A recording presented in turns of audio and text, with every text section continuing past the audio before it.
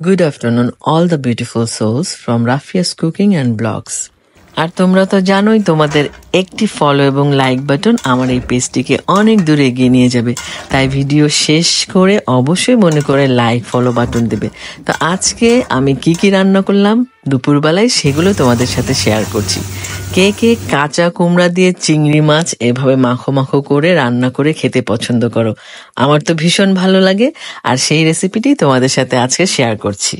আর তোমরা তো যারা আমার রেগুলার ভিডিও দেখো তারা সবাই জানো যে আমি সানফ্লাওয়ার অয়েল ইউজ করি আমার সব রান্নাতেই। কড়াই চুলায় দিয়ে কড়াই গরম হয়ে গেলে আমি এখানে 2 টেবিল চামচ সানফ্লাওয়ার অয়েল দিয়ে তার মধ্যে 2টো পেঁয়াজ কুচি আর 2 টুকরা রসুন কুচি, 2টা কোয়া রসুন কুচি দিয়ে ভালো করে ব্রাউন করে ভেজে এর মধ্যে বাটা মশলাগুলো একে একে দিয়ে কষিয়ে নিব।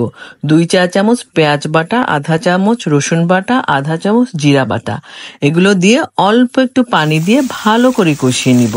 কষানো না হওয়া পর্যন্ত কিন্তু আমি গুঁড়া মশলাগুলো দিব না।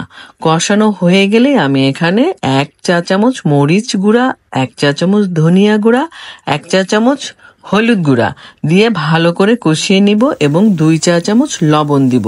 লবণ কিন্তু এখানে চেখে দেখবে অবশ্যই তরকারি নামানোর আগে, কেননা তুমি যত মজা করেই তরকারি রান্না করো না কেন, লবণ যদি পরিমাণ মতো না হয় সেক্ষেত্রে কিন্তু স্বাদটা একদম অ্যাপ্রোপ্রিয়েট হয় না।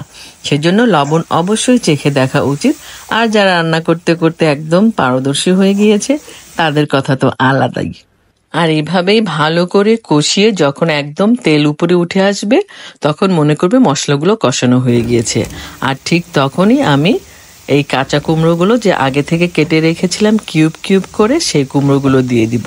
আর যখনই যে কোনো তরকারি তোমরা রান্না করবে তখন একটা জিনিস মাথায় রাখবে যে যে কোনো তরকারি কাটো না কেন তরকারিগুলো কিন্তু একই সাইজের হলে দেখতে ভালো লাগে এবং খেতেও স্বাদ বেড়ে যায়।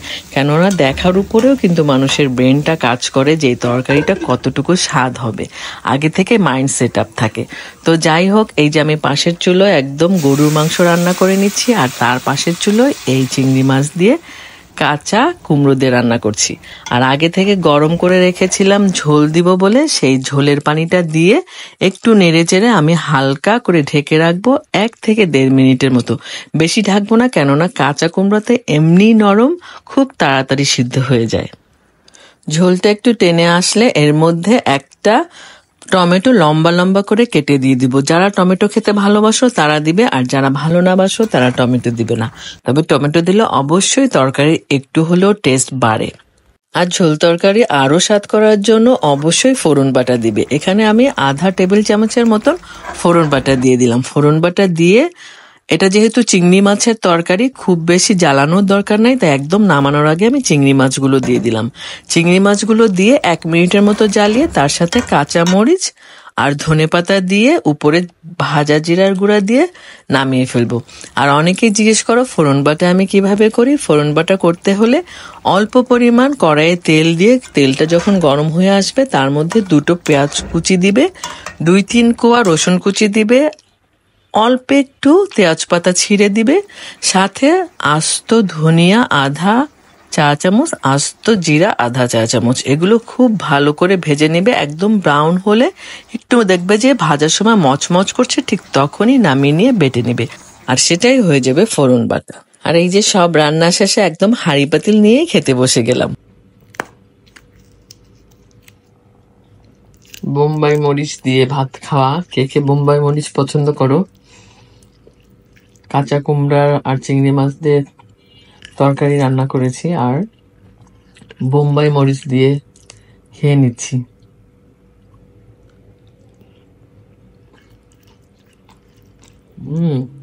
অনেক ঝাল।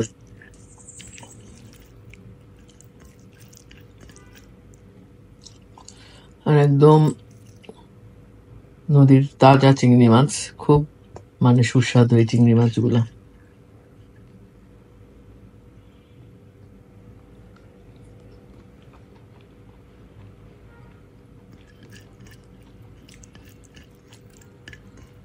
কে কে তোমরা বোম্বাই মরিচ খেতে পছন্দ করো আমার মতন? আমি তো খুব বোম্বাই মরিচ দিয়ে ভাত খেতে খুব পছন্দ করি। আর এই কুমড়াগুলো এত সুন্দর, কাঁচা কুমড়া, কাঁচা কুমড়াতে চিংড়ি মাছ রান্না করা কিন্তু খুব মজা লাগে খেতে।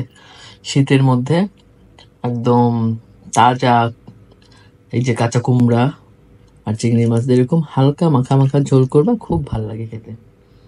আর আজকে এই পর্যন্ত, আগামীকাল আবার দেখা হবে ইনশাল্লাহ। তোমরা সবাই ভালো থেকো, যে যেখানে আছো। আল্লাহ হাফেজ।